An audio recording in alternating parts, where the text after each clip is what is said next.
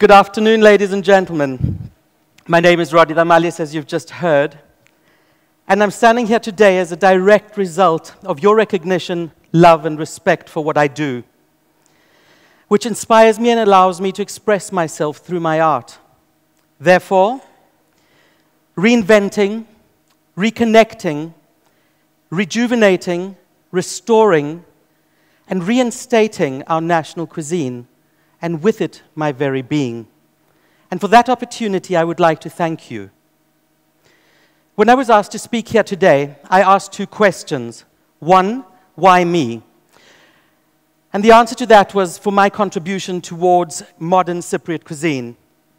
Two, what the hell do you want from me? And the answer was an idea worth spreading. As I couldn't come up with a single solitary idea that I could impart to you, I've decided instead to tell you a story. My story. The story of my life thus far and my reaction to it. This story is divided into 3 chapters of 15 years each. 0 to 15, 15 to 30 in my beautiful South Africa, and 30 to the present day on our idyllic island. You can then decide for yourselves whether within this tale there is an idea or two worth taking home with you.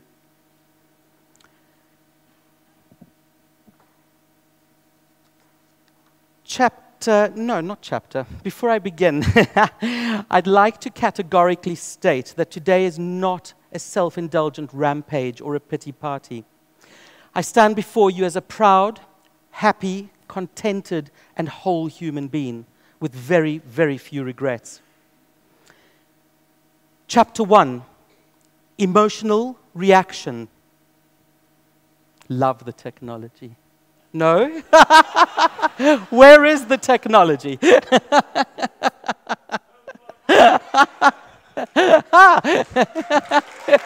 That's me.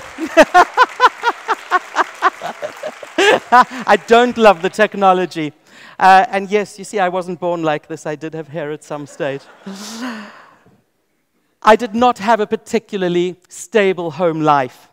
The fact that illustrates this the best would be that within my first 15 years, my family and I moved 13 times. My father was a gambler, you see. He was obviously not terribly good at it. Because of this fact and many others that you'll deduce by reading between the lines, my first reactions to this life were therefore attention deficit disorders, learning disorders, bedwetting, tantrums, sexual confusion, and spiritual crises. All of the things that a kid that age should be dealing with. However, the one stabilizing constant in my life were the aromas that would emanate from my mother's yellow and green enamel pots on a daily basis. There were different kitchens, there were different homes, and there were different neighborhoods, but always the same flavors, aromas, tastes, plates, and the same table being laid on a daily basis. This loving ritual, caring preparation, service, offering that I saw my mother and my Cypriot grandmothers go through on a daily basis infused me with an association to food of calm, security, and hope. Strange that I should need paper to talk about my life. This was how my relationship to food was forged. It became the language with which I would communicate, and it became the medium with which I would create. At age 13, Haha, I'm getting it. I decided that I would like to get myself a part-time job. So I applied at a local restaurant to get myself a job as a waiter. I was told I was too young, so I got a job as a busboy, which meant taking and fetching food, cleaning tables, that kind of thing. I loved it. So I would go in early, I would help make salads in the kitchen. It was the 80s, so you'd get to the kitchen and there were these massive carcasses being carved and sliced into steaks and cubed and minced, etc. And I was completely intrigued. The chefs, in turn, were intrigued with this youngster that would come in and out, so interested in what they did, so they would impart of their knowledge to me. That was backstage. Front of house was a different performance altogether. That was the real action, the madness of getting ready for the customers, and then, of course, the customers arriving. It was like a magnificent performance. I don't know how many of you have actually had the opportunity to actually see backstage of a restaurant, and just the madness that goes about it, the fact of just getting a plate of food in front of a customer and what goes into it. It's something quite beautiful, the synergy of it, the shouting, the screaming, the madness, the fighting, the communication, the miscommunication, the attention to detail, lighting, temperatures, colors, fabrics, the affairs that would take place. I absolutely loved it. I loved being surrounded by food, lots of it. I loved the financial independence, and I loved the sheer escape of it all. Things are going well. I'm finding myself. I'm finding my niche. I'm breathing. I'm growing. Chapter 2. Practical action. I'm 15 years old. I'm sitting in my biology class on a Monday morning. I'm distracted, as my father hasn't come home since Friday. My headmaster calls me from my class, and I think, oh shit, something has gone wrong. Well, it has. He was found in his car, gassed, with a long, calmly written letter addressed to my mother, my sister, and I, trying to convince us anyway, that we were better off without him, and that he had in fact done us a massive favor, and that I was now the head of his family. Sure, I fucking react. I react by taking him seriously. I take on this role without hesitation and without question. However, I properly react 9 years later. I ask you, 9 years later, I was so busy taking on this role and living this new persona that I hadn't mourned and I hadn't digested at all what had just happened. I find myself in church on the 9th year anniversary of his death. At the end of the service, I collapse in a heap. I implode. I fall apart. I'm exhausted.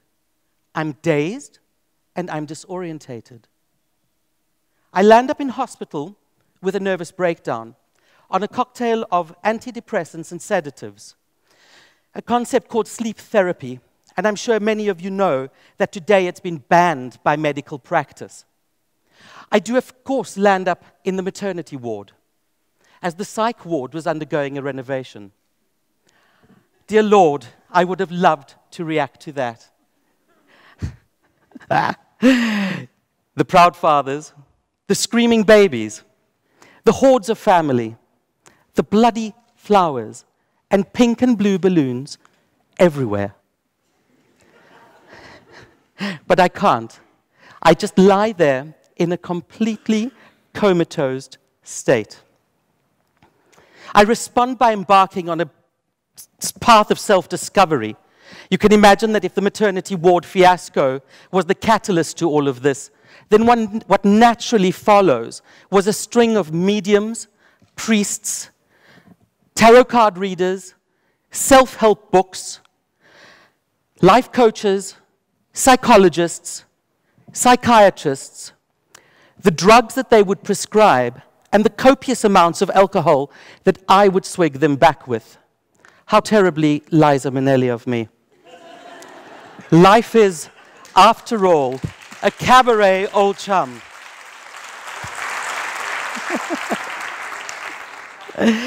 But all the way through this madness, the one single constant was my ability to find within my restaurants sanctuary, sanctity, refuge, and identity.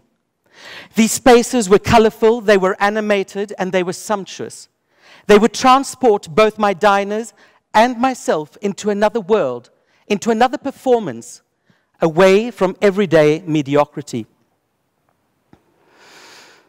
I purchased my first restaurant at age 21 with money that I'd saved from my part-time jobs.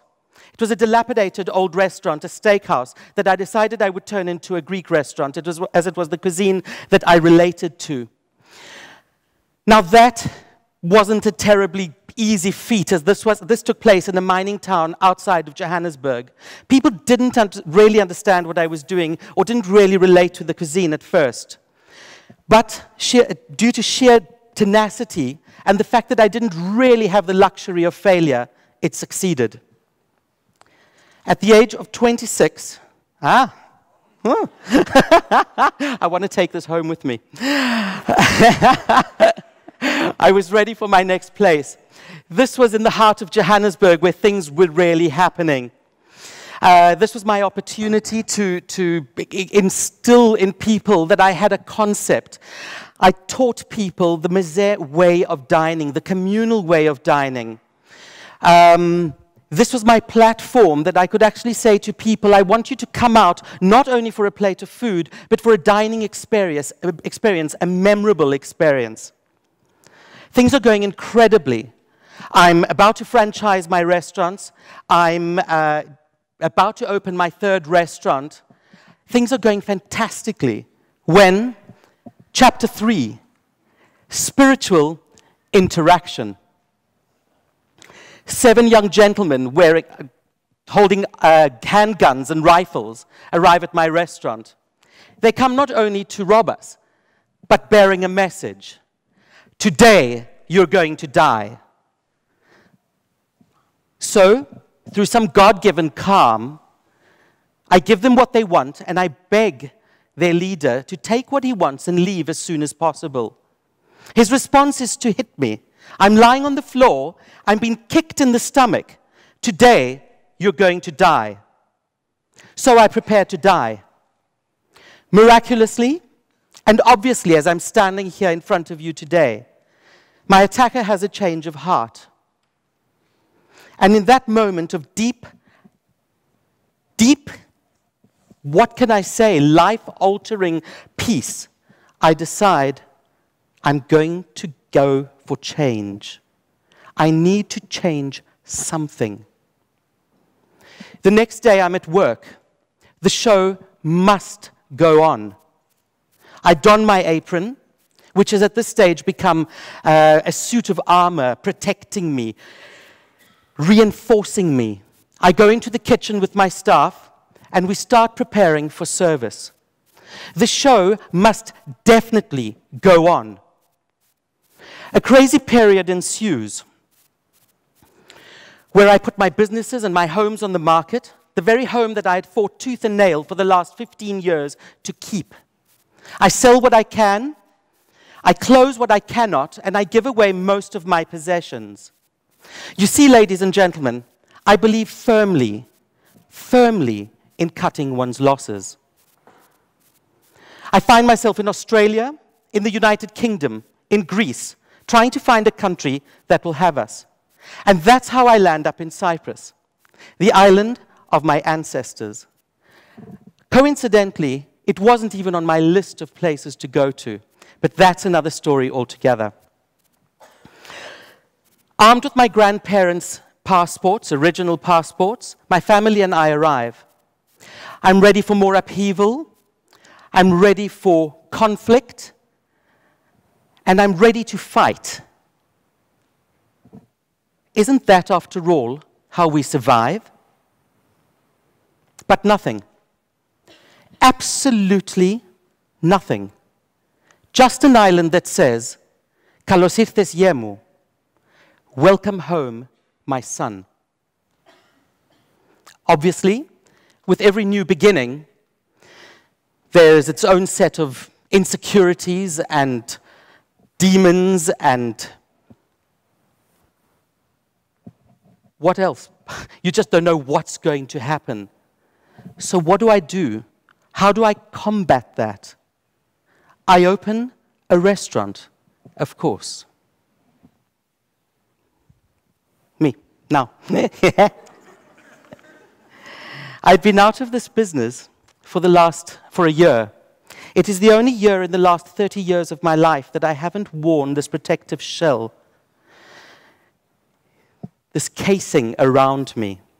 So when I stepped into my kitchen, a tiny little sample kitchen in Le Maison, I felt like a fish that had been put back into water. There were goodies sizzling away on the grill, celery leaves frying away in the fryer, knives chopping on boards, extractors humming above me, pots boiling away in the background, and lamb, garlic, and oregano baking in the oven. I was home. This little restaurant became the platform from which I could create and experiment with local produce. I would take apart tried and tested traditional recipes and put them back together again in a manner that was completely unexpected, both to you and to me. This culinary process of reinventing and redefining and looking at things from a completely different perspective correlated directly with my personal life. It has been a very exciting period of rediscovery and discovery. The interesting thing is that as I've evolved through my art, I have found that I need the past less and less. Don't get me wrong, I respect it. I just don't need it anymore. I'm worrying less about the future, and I'm identifying more with the present. What a truly magnificent space to be in.